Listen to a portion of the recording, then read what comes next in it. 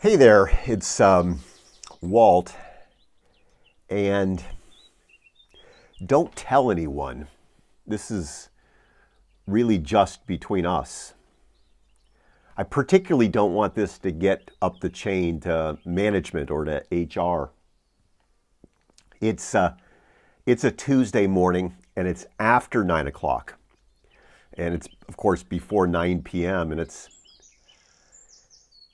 a pretty nice day, and I'm sitting in my rocking chair sipping some coffee because I can. And I want to encourage you to do the same if you can.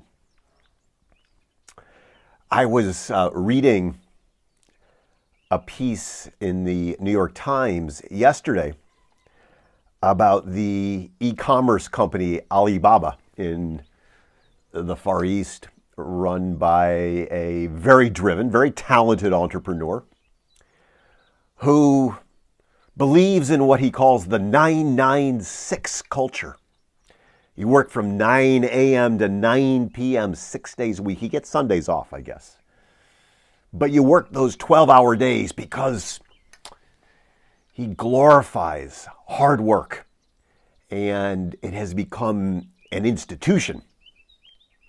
And I saw this article in relation to another article in the Times last week about how there's been a resurgence in the United States of hallowing constant on in work.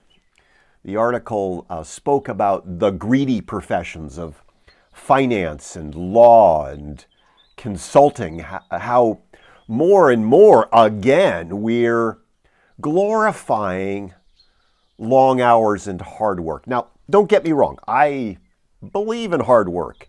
We work pretty hard. In fact, I like to joke in my time mastery keynote that the great thing about being an entrepreneur is we have the freedom and the flexibility to work whatever 18 hours of the day we want.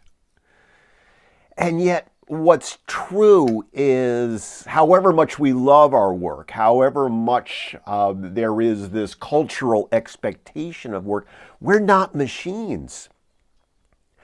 We can't work 24/7, 365. We're not built that way.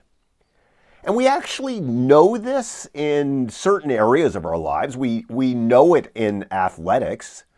A funny story is that when Ann and I first got together and we were training for what was my first marathon, she created this beautiful schedule for preparing for the marathon, and it had this thing called rest days. That's pretty curious, rest days. I said, what are these? And she said, well, those are the days we don't run. I said, really? And she said, yes, rest is really important for your physical recovery, for your ability to get stronger, to run harder and faster.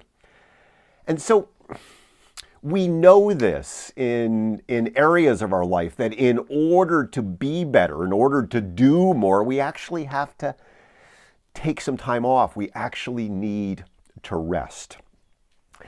And one of the things I talk about and teach, and is actually a really good thing, is to take moments like this in the day. I call it white space, creating white space where even for 15 minutes or 20 minutes or even a half hour, stepping out of the fray of the day and just allowing some peace and some stillness and the chance to rest and recover.